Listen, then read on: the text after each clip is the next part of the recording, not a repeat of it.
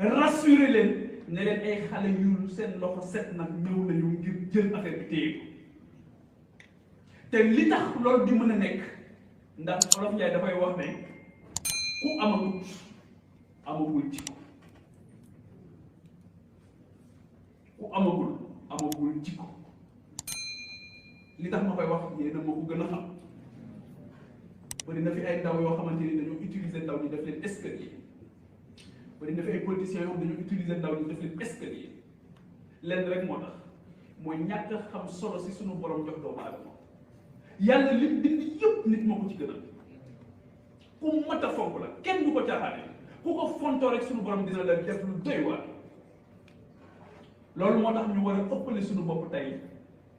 war a am gàcce loolu moo tax ma ne nañ def 1 minute de silence parce que bu doon benn nit rek moom moo faatu rëy na waaye ay nit fii ñu toog nii ñun di wax am na ci ñoo xamante ni ña ngay ils n'ont pas encore fait le deuil de leur enfant koo xamante ni xëy na moom rek moo amoon seen espoir ñun bokkuñu ci de waaye am na ñu ci bokk tey te ñun ñi mënoon nañ cee bokk tey du ñu taxaw fii chaque jour on frôle la mort dans ce pays chaque jour ci hôpital ci erreur médicale ci tali ci yeneen ak yeneen ak yeneen am na foo xam boo fa feebaree tey la soxla amu fa yooyu yëpp dafa nekk loo xamante ne ci war a liggéey ba engagement citoyenneté les jeunes ma ne bu ñu nangu ñu infantiliser yu taxaw leen taxawaay bu mat sëkk xam ne ay kilifa ngeen vous n'êtes pas des enfants vous êtes des jeunes fii on confond enfant et jeune dañ koy confondre maa ngi ciy waxtaan ak xale yi démb mu ne ma pourtant enfant boo demee ci racine mot bi mooy quelqu'un qui ne sait pas parler ñun on sait parler ou pas on sait parler ou pas donc am na ci liggéey boo xamante ni foog ñu am ko léegi nag lii tax mooy ñu xam fi ñu bokk ak fi ñu jóge mooy ci ban réew la ñu gënee àdduna réew mu am solo la Sénégal moo tax ma ne bu leen ñàkk espoir réew mu màgg la ñu bokk je ne suis pas en train de dire que les autres nations c'est de petites nations wala c'est de petits états déedéet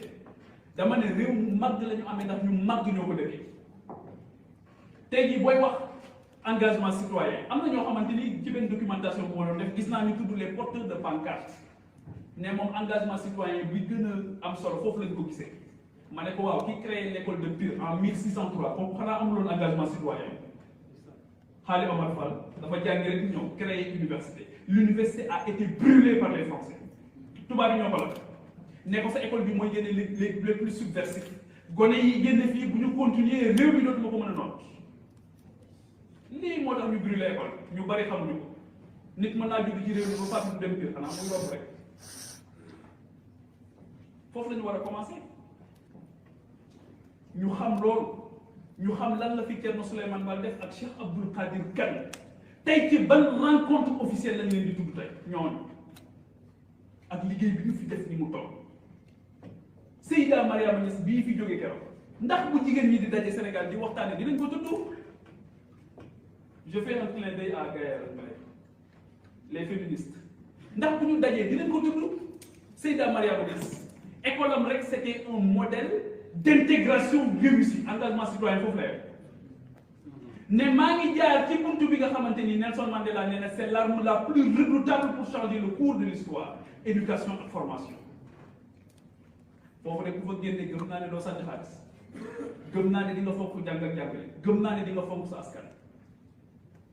Seyda Mariama Niass tey moom mooy tur ndeysaan dañ koy bàyyee ak njabootam rek ñoom ñoo koy tudd ñoo koy wàcceel kaan yi di ko ñaanal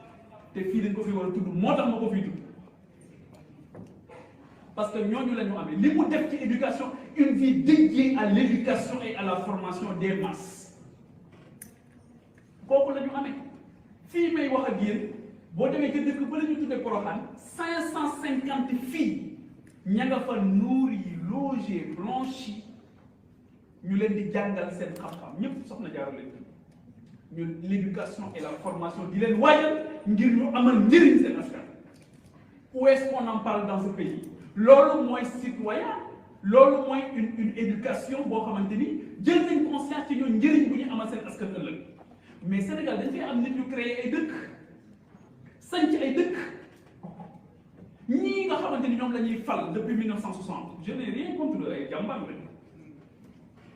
waaye di ci gis koo xamante ni dina nekk au pouvoir ba génn fi waxuma la sant dëkk mais pour mu dajeeg nit koo xamante ni rek maas na ko courant patriotisme dafay jafe maas na ko courant engagement citoyen dafay jafe moom kay dañ lay yor ci seen wet di la jëriñoo rek duñ la wutal sax liggéey bu am solo dañ lay wutal liggéey boo xamante ni saa bu ñëwee weekend nga ñëw toog seen buntu kër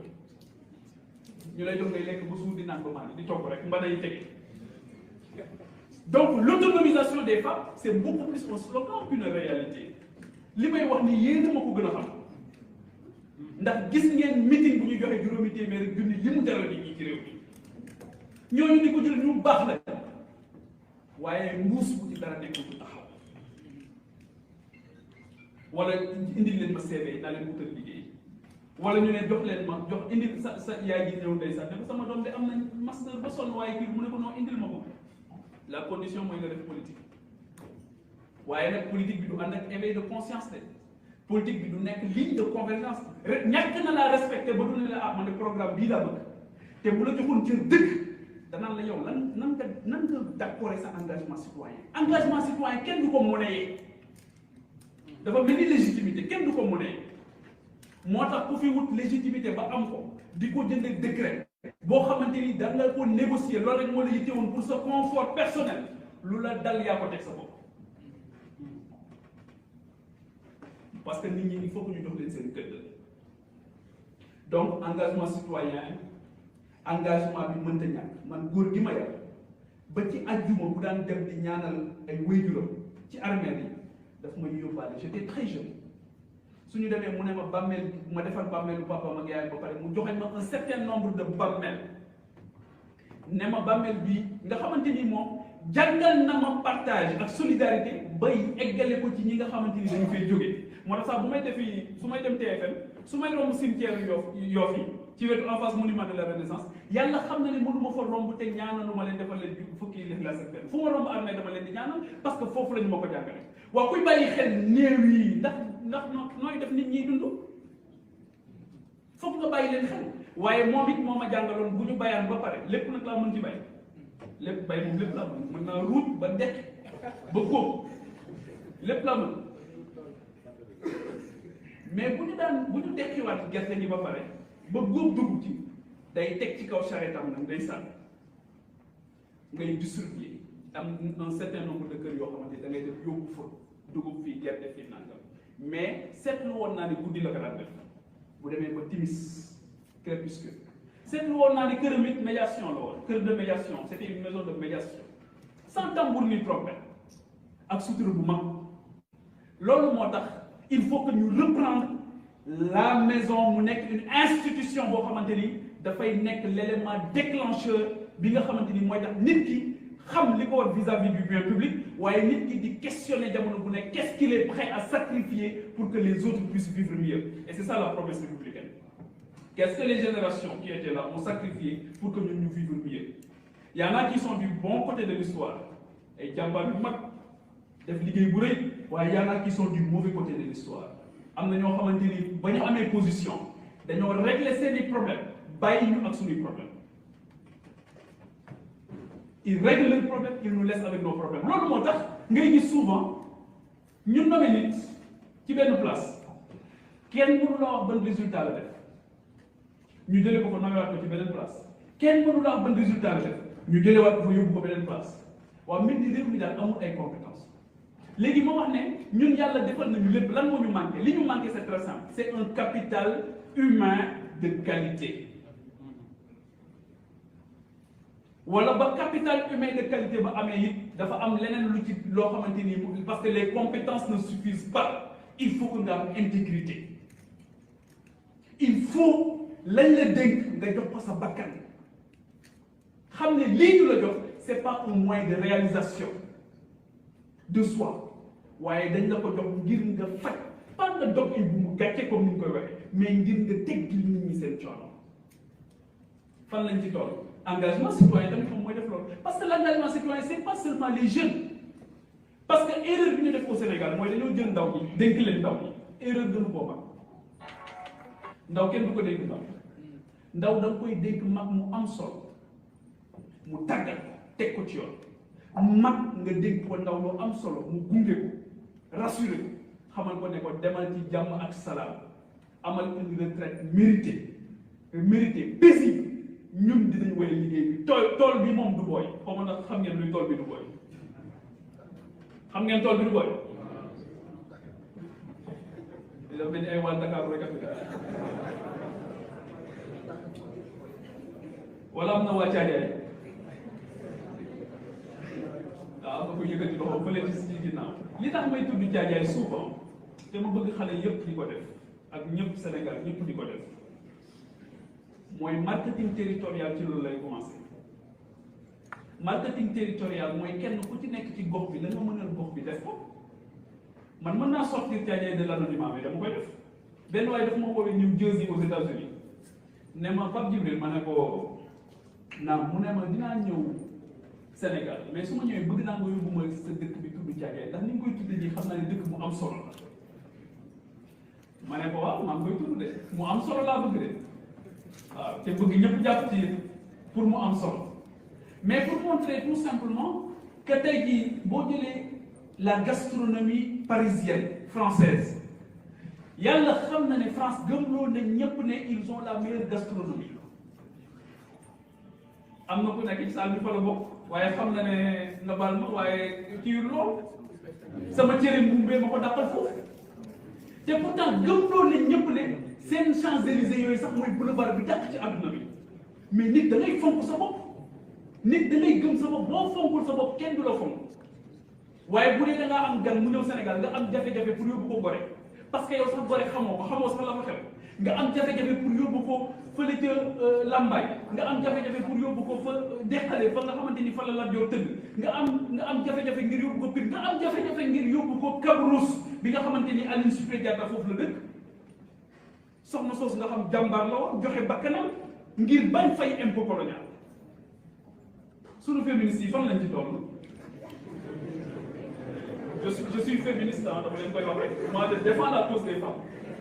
même si j'ai des divergences avec l'homme, mais c'est des divergences très bienveillantes. Donc, il faut que nous sachions notre patrimoine, il faut que nous sachions bañ a traverser une crise identitaire, parce que crise identitaire boobu mooy tax doo nekk yàpp doo nekk jën kenn du xam loo nekk moo tax keroog bi ma amee benn webinaire bu may participer fii ci Maroc ñu woo ma ñu ne ma dañu soxla si présentation sonal ma di ma wax kii nekkoon suma diggante ñoom ma ne ko wax leen rek je suis un Africain né au Sénégal parce que nous avons un destin commun il faut que ñu comprendre que ne l'Afrique ñun du suñu saboté nit ñu dagatee ni gars yi ñoo toog séddoo ñii ne man jël naa lii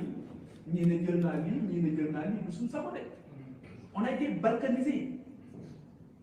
mais boo fi tukkee ci sous-région bi rek nga xam ne ñii mën ak ñoom ñoo bokk benn lañ loolu moo tax Abdoulaye Wade waxoon un destin pour l'Afrique il faut qu'on soit fondamentalement panafricaniste nationaliste nag de classe exceptionnelle cela ne veut pas dire une haine de l'autre da ngay bëgg ñëpp waaye nag nga fonk sa bopp sooy dajeeg keneen nga ne maaw kii bu ma dajeeg moom tey je suis un Sénégalais su ma dajeeg un Français wala un Américain wala ku dëkk fële ca Japon wala Chine waaw moom te table ja de xam naa ne dina ma wax maawo kii ne dina ma wax naa nga waaw man su boobaa lan laa koy wax man lan laay teg ci table bi qu'est-ce que nous mettons aujourd'hui à la table de l'universel qu'est-ce que nous mettons à la table de l'universel à la rencontre des autres aujourd'hui lan la ñuy teg ci table bi une république importée et imposée loolu la ñuy yóbbu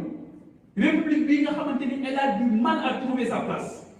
moo tax ñu traverser une crise bu mag waxuma ne une république boo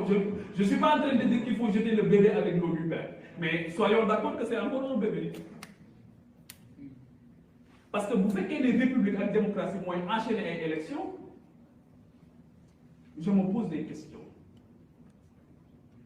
Maroc est un modèle de développement aujourd'hui inclusif est-ce que Maroc démocratie bii France bëggoon la def wala déet defu ko est-ce que ci Rwanda démocratie bi France bëggoon la def est-ce que Singapour noonu la def est-ce que Japon noonu la def defuñu ko dañu am pour le réinventer inventer seen modèle de démocratie bu dëppoo ak seen us et coutume waaye bu dëppoo ak seen réalité socioculturelle fan lañ ci toll nii tudd naa léegi Seyda Mariama Niass elle est femme d'État non c'est une femme d'État non c'est une femme d'État mais ñun ñoo koy wax ñeneen ñi keneen la ñuy tuddee homme d'État ak femme d'État sëñ Mountakha c'est un homme d'État non sëñ Mbaye Sy Mansour c'est un homme d'État Mame Abdou Aziz Sy Dabakh c'est un homme d'État dans toute sa splendeur dans sa forme la plus sublime waaye kenn du ko tuddee homme d'État surtout ñun ñi jàng ci école tubaab bi duñ ko tuddee homme d'État lan moo tax parce que prisme bi ñu am moo baax le prisme n'est pas bon te noonu lañ leen jàppe naan leen les marabouts webinaire bi ma bokkoon ba waa ji ne les marabouts dama ne ko dootuma nangu nga wax leen les marabouts parce que tubaab bee leen tuddee marabout mooy un pigeon blanc paresseux gis nga saabu marabout sax amoon na fi saabu marabout amoon na fi am picc mu weex mu tuuti lañ ciy def nii ñu ne lii mooy saabu marabout ba colon bi bëgg leen a caricaturer mu tudde leen les marabouts waaye ñu bëgg a ñëw naan les marabouts nga gis un ministre toog ci télé naan les marabouts le marabout est conscient des enjeux un marabout comment est-ce qu'il peut être conscient des enjeux? C'est des citoyens accomplis, achevés, plus que des citoyens. C'est des grands électeurs, là, les députés. Voilà, c'est de grandes personnalités. C'est des gens qui, le plus souvent, à eux seuls, constituent une communauté. Mais nous avons dit que nous avons sur le développement économique et social. Il faut qu'on s'entende d'abord sur ce que ça veut dire développement. Moi, dans le développement économique et social, dama ci yok harmonieux. Parce qu'il faut que nous am harmonie. Il ne faut pas qu'on continue de creuser les inégalités. L'autre moi, une reproduction sociale sans cesse. Ni donne ministre, c'est donc une chance humaine pour être ministre. Voilà, donc nous avons un problème pour liguer. Nous avons un président, qui a une tentation même. Les grands présidents, président. Il y a une inégalité des chances. Moi-même, j'ai raté le concours de Britannique militaire parce que je n'avais pas l'information. J'étais préparé au nom mais j'ai raté le jour. J'ai raté le jour. Mon maître, M. Pierre Sagne, m'a préparé les salles. Donc, l'olium, tey jii am na ñu koy dund tey information léegi nag bu ñu accès ci wàllu financement yi ñu ne problème bi financement yi am mooy les jeunes n'ont pas l'information wala problème bi financement yi am mooy y a un problème de communication mais la communication a bon dos quand même c'est pas un problème de communication c'est pas un problème d'information c'est un problème de vision c'est un problème d'empathie. C'est un problème de solidarité. yow bu la wóoree ne njaboot yi nga yor sa kër wóor yow lañ dénk liggéey ndaw nga régler sa problème mu ndaw say liggéeyu ndaw yow nga régler ak ñi la wër ak say militant bàyyi ñeneen li nga def yow la neex loolu moo tax may wax ne su ma gisee koñ bu nekk ak dëkk bu nekk bëgg am ministre ak DG je me pose des questions. Le ministre de Mbour qui habite Mbour n'est pas un ministre de Mbour. C'est un ministre du Sénégal. Le DG qui habite Médina, Cheikh Tidiane Ba, n'est pas un DG pour Médina. C'est un DG c'est pour tout le Sénégal, d'ici et de la diaspora. Mais pourquoi vous voulez un ministre pour vous dire remaniement comme délibération bac? Est-ce que je dis un ministre ou DG? Comme délibération bac.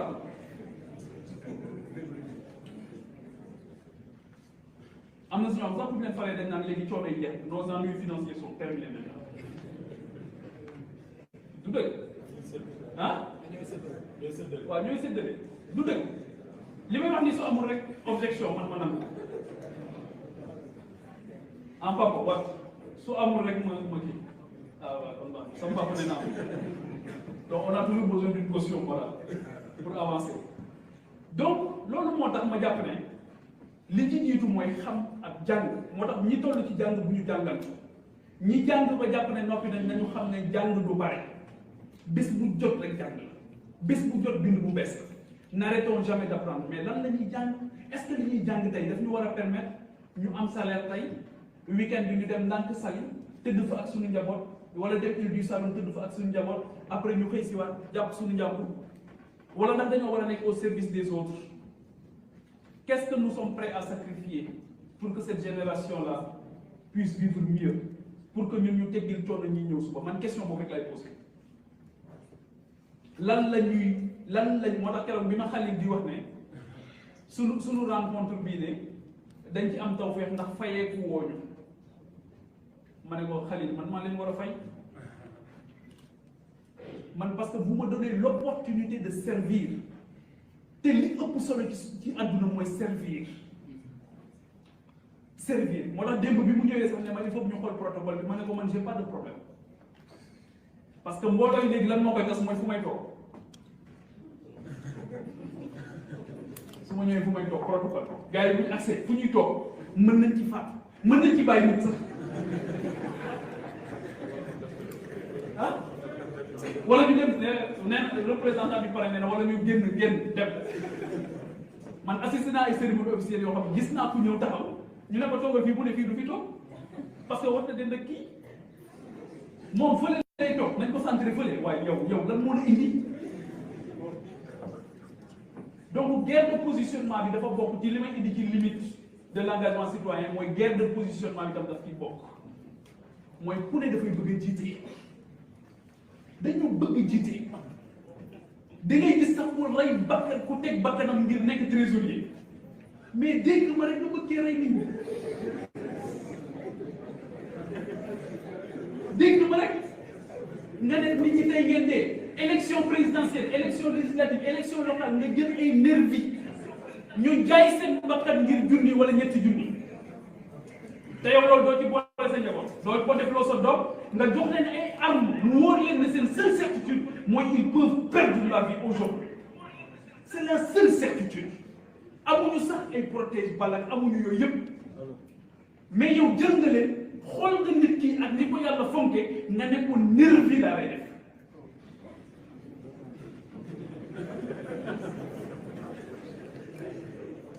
bàyyi sa papa bàyyi sa yaay bàyyi say rak bàyyi say mag bàyyi ñoom ñëpp doomu aadama dafa fort ku mat a fonk la te loolu fi ñu koy commencé nag mooy ci chauffeur bi lay dawal mooy ci bon ba nekk ci sa kër ban rapport lañ am ak bon yi nekk ci suñu kër loolu du Macky Sall de du Abdoulaye Wade fu ñun la loolu it na teel na ku nekk xoolaat sa bopp surga bi nekk sa kër sama maam bi ma doon tudd léegi dafa mës a recruter benn surga bi mu recruter surga bi ñun ñuy respecté parce que ki mu recruter woon dafa xawoon magal bu ñu demee tool du am benn valeur ajoutée ci tool bi gars yi commencé di respecté naan waaye kii paa bi jël ko mënul dara bu ñëwee ci tool yi du ñu defal dara ba mu egg ci noppu góor gi ne kii maa gën a xam ne mënul dara waaye bi ma koy jël xam naa ne li ma koy sant yéen mën ngeen ko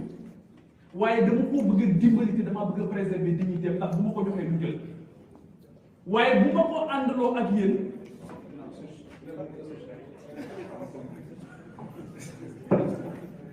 su ngeen ko mu ne su ngeen ko protégé wul moom du ngeen préserver dignité ma koy jàppale. loolu moo tax aussi il faut que ngay ak sëñ Bay Jaxate dafay wax ne ku bari xam-xam la woon dafay wax ne àdduna del nangu di xëyal koo xamante ni du la añal mu ne àdduna bi di fi xëyal koo xamante ni du la añal waaye di fi añal koo xamante ni du la xëyal mais pourquoi nga bëgg jamono bu nekk mu am une contrepartie directe koo defal fa mu defal koo wutal liggéey parce que nee nga wutal nga ko liggéey il faut que booy def politique mu sol sa t-shirt ñëw ànd ak yow bu dee dëkk dafa dëkk Mbour comme Abdoulaye Ousseynou Anne bu Abdoulaye quitté vendredi nga quitté samedi parce que week-end politique la c'est pas possible jàmbaar il faut qu'à un moment donné ñu xam lan la ñu bëgg c'est ce qu'on a fait depuis 61 ans quel est le résultat aujourd'hui mais il faut qu'on change de fusil d'épaule il faut qu'on change d'approche de cap il faut que ñu xam lan la ñu bëgg ci suñuy ndaw il faut que ñu xam lan la ñu bëgg ci suñuy mag mbas mi xaw na jeexal suñu mag ñi te réew mu ñuy tabax dañoo soxla mag ñi man damay tudd mag ñi lu bëri parce que ci keppaaru mag laa màggee j'avais pas vu d'ailleurs ci keppaaru mag la gimmee ci la xàmmee mu amoon une haute idée de l'éducation moom bàyyi jàng moom man mas naa jógee école benn jour di wax ne suma bopp day métti bi ma agsee parce que dama sonnoon bi ma agsee ne ko dama feebar maa ngi agsi kër ga ay 12 heures ne ko dama feebar bi ma ñëwee góor gi dafa amoon une pharmacie ci biir néegam benn boîte bu menuisier yi daajoon mu def ci ay garab ma agsi rek boobu Nivaquine na xewoon xaw ma aspirine bi ma agsee daal benn la jël jox ma ci ma ne ah c'était un jeudi ou un mardi parce que dañu waroon gont ma ne ah tey de moom xam naa ne alhamdulilah du ma gont mais dañu añ ba pare mu may xool ma añ ba suur mu ne ma ku feebar du añee nii ba suur ne ma 15 heures nga dem jàng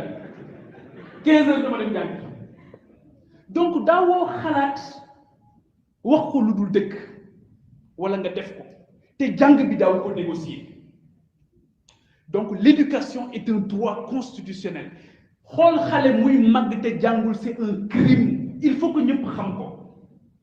réew yi ñun suñu réew yi li tax njàng mi tagga témbe mooy ñi nga xamante ni ñoo envahir suñu réew ne ñoom ñoo ko moomoon ñoom dañoo bi ñu demee ba ñu ne leen tey ngeen génn réew mi bi ñu demee ba ñu ne leen tey ngeen génn réew mi gars yi waa Feeling Dakar ngeen baal man Medina TV xam naa ne yow yàlla di non andi ma leen sax après naa leen defal interview incha allah léegi bi ñu demee ba ñu ne leen tey ngeen génn réew mi ñu ne non mënuñu demee noonu il faut que ñu liggéey sur une école moo tax suñu école bi c'est une école de Jules Ferry c'est pas une école sénégalaise ñi ma leen tuddal fii léegi ci ay kilifa mënul leen a am muusa ko mu tëj ba jàng leen ci école kan moo fi jàng Thierno Souleymane Baal wala Cheikh Abdoul Qadir Kane ak ñeneen ak ñeneen ñoo xamante ni tey mën naa koo lim fii ba suba te du ñu jeex Seydi moi j'ai eu la chance de faire sur les pas de Seydi Hadji Malick Sy radiyallahu anhu mais bi ma defee sur les pas de Seydi Hadji Malick Sy ba gis li mu def ci wàllu xam-xam ak tasaare xam-xam ci biir réew mi avec son fameux séminaire de Ndiarndé mais je me suis posé beaucoup de questions moo tax c'est Cheikh Ahmed Tidiane Sy Al Maktoum tuddee woon ko l'inconnu de la notion sénégalaise parce que suñu ko xamoon tey duñ ko fi bàyyi jamono bu nekk naan Habermas naan Samba Ndiaye ak Doudou Diop di leen tudd ñoo xamante ni il fallait kuy wàll yéen da ngaa tëggut waaye ñun jàpp nañ ne ils n'ont pas produit sur la sociologie ñun jàpp nañ ne ils n'ont pas produit sur la psychologie ñun jàpp nañ ne ils n'ont pas produit sur la géologie ñun daal dañoo jàpp ne ñooñu seen dund bu am solo boobu yëpp julli ak woor rek leen fi jàngale fiqh c'est archi faux ils avaient un projet de société ils avaient une vision politique te li ñu def ci seen njaboot yéen ñëpp teg leen ci bët néew na nga dajeeg seen njaboot nga ñee leen néew na lool nga dajeeg seen njaboot nga ñee leen parce que dañu liggéeyal ëllëg ñoom dañu liggéeyal seen njaboot taw feex gi seen njaboot am mais seen Hadji Malick wut xam-xam ak tasaare xam-xam tax na bi soxna faa wàddu wele di wàcc liggéey fekk ko gaay bi ñu ko xibaaree mu ne njaal moo fa des naa wéyal liggéey bi njaal moo fa des su ma noppee dinaa dem jaale ji ay mbokkam boo demee ndomb ba mu bindee tey si mais tu as une haute idée foofu ba tey ji dafa naqaree dem ndomb sa jëri jóg man dem naa fa foofu ku fa dem doo bëgg sax guddi fekk la fa parce que tali ba baaxut mais moom imaginer jamono ba mu fa nekkee foofu lañ ko yëgalee ne sëñ Babacar Sy gane naa loolu est-ce que suñu école yi dañ ñu ko jàngal te sëñ bi loolu day tax ma gën a fonk réew mi day gën a tax ma gën a fonk ñi ma tudde man les pères fondateurs tey jii buñ lay tuddal tey les pères fondateurs aux États-Unis et ailleurs tu as l'impression que c'est des prophètes tu as l'impression que c'était des demi-dieux du nit ñu ndaw mais parce que seeni sët ba ñu ñëwee dañ leen a fonk yëkkati leen wala seen lu baax nëbb seeni ayib ñun tey jii sunu mag yi fi jóge woon lan la ñu mën a génne tey teg ko ci table ji loo xamante ni dina renforcer sunu vivre ensemble waaye dina tax aussi ñu xam sunu bopp lan la ñu génne ci table ji kan moo ñu dimbali ci loolu kan moo ñu dimbali ci loolu kan moo ko def damay toog di déglu ay discours officiels institutionnels damay toog ba jàgg ma ne mais est-ce que on est réellement au Sénégal fan la ñuy tudd tey Aline Sitoé Diatta fan la boo wàccee Kabrousse tey boo ko tegee sa tànk wallahi lancim su dee bëgg nga réew mi sa yaram day daw mu wóor la ne kii jigéen la nekk à la fleur de l'âge comme Gaël réewam Gaël dañ ma gën a jege rek yam ma la réewam jaral ko tey ñu exilé ko ba Tombouctou la ñu ko rayee suul ko foofu ma nga Tombouctou tey est-ce que loolu war nañ ko xam wala déet mais war nañ ko xam ñooñu ñooy les pères fondateurs c'est eux qui nous fondent hold-up bi nag c'est à partir de 1960 gars yi ne ñii bu ñu leen bàyyee ñu tabax seen république rek non problème république sénégalo-sénégalaise moo tax kenn wax république sénégalaise république du Sénégal la ñuy wax waaye mosoo dégg ñu ne république de la France république française parce qu'elle est française. République du Sénégal, République du Mali, République du Burkina, c'est des républiques importées et imposées.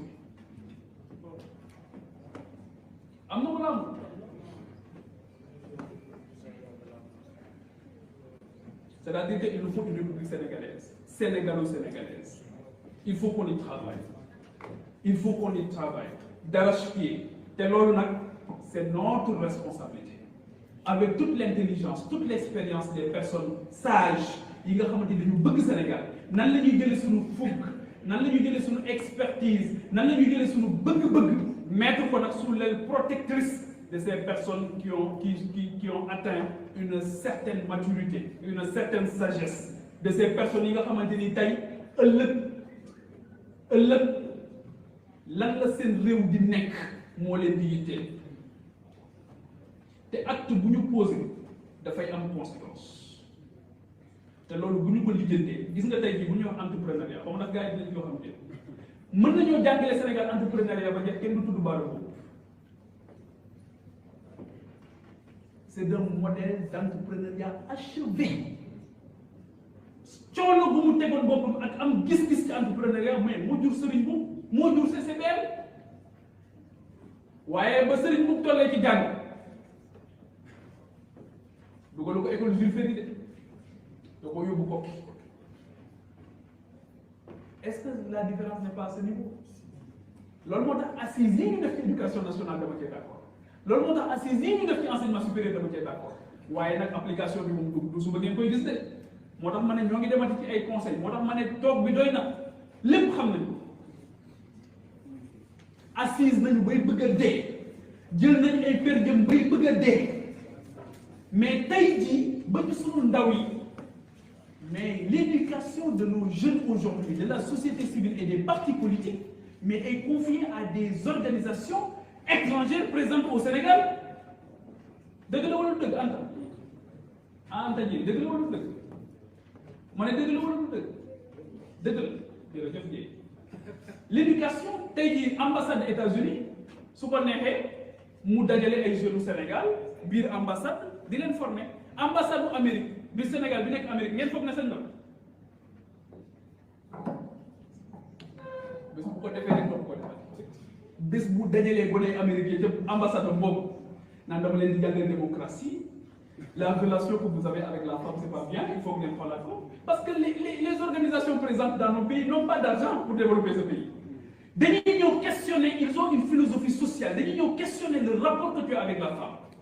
le rapport que tu as avec la jeune fille, le rapport que tu as avec le garçon, le rapport que tu as avec, daal ne la non